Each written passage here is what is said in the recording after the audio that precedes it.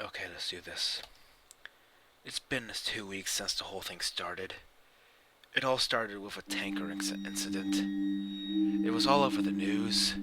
Everyone thought it was just another oil spill. There were plenty of volunteers, plenty of people wanting to help the poor, defenseless animals, plenty of victims. Within hours of the tanker accident, it started happening. The animals had gone crazy. They were scratching and biting the cleanup workers, the volunteers. They said it was an adverse effect to whatever was in that tanker. Rescue workers were still trying to get the crew out of the ship. They could hear screaming inside, screaming to open the doors. That's when it all went to hell. As soon as they cut the door out. There was 6 minutes of broadcast before it went silent. 6 minutes of screaming and agony. The ship crew attacked the rescue workers like rabid baboons, breaking bones and tearing flesh. The people on the shore weren't faring any better. Those who had been attacked by the animals were attacking everyone else. It was far worse than any war zone report. It was sheer brutality. And yet, the broadcast still went on for 6 minutes. 6 minutes, and then blank faces. Nobody could explain what was happening. They tried to continue with regular news, the economy, the weather, a cute human interest story.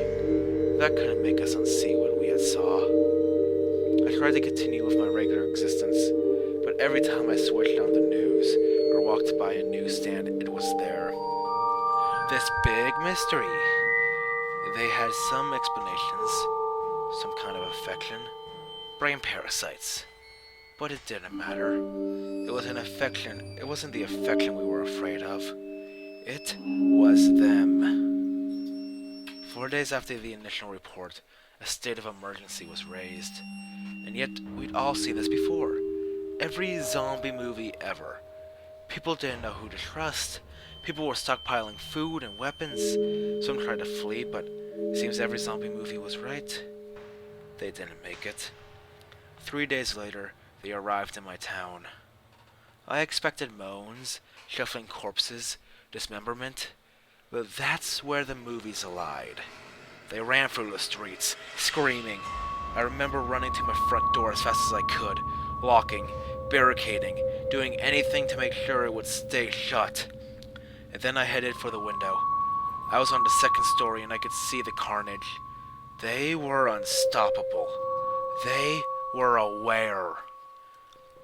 A group of them made their way through a building across the street. They jumped straight through the plate glass windows. Even the shards slicing through them made no difference. They just kept coming. My barricade wasn't going to hold. I rushed around the flat, grabbing supplies and jamming them into the most secure room of the flat. I went back for one last look across the street, and I wish I hadn't.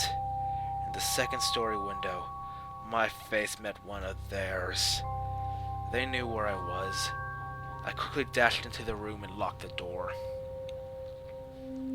I don't have any kind of panic room, or a secure basement, so the safest place I could think of was my bathroom. No windows, one door with a lock. I had filled my sink and bathtub full of water, so I could stay for a while. So I sat there in the dark room, with the distant screams in my ears. I began to feel like I may have overreacted. It had been 2 hours, and no sign of them.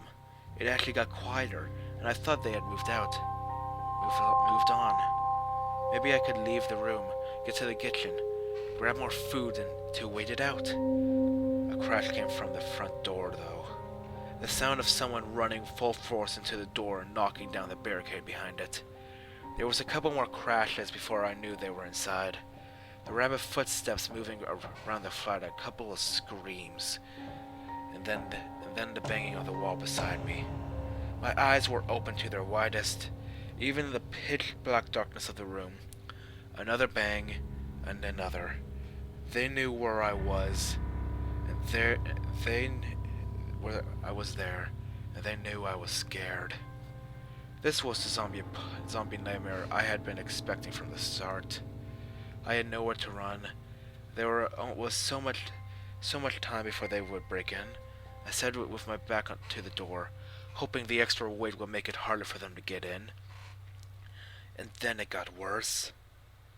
Why don't you open the door? A voice on the opposite side of the door. No screams or moans. Just a quiet, whispery voice. And then more of them. We've come for you. You'll be happier if you open the door. It's not so bad. The whispering voices became a catacomb of noises, trying to persuade me, to break me, to fool me. I'd heard that the moaning of zombies would drive people insane, but this was worse. A siren call. I sat in the darkness and hoped and prayed that they would get bored. But they don't get bored, and they don't leave. I managed to use a mirror to peek under the door, only to be greeted by horrible, unblinking eyes, blood-smeared faces, screams, and more whispers. That was 2 days ago. I don't know anymore. Maybe it won't be so bad.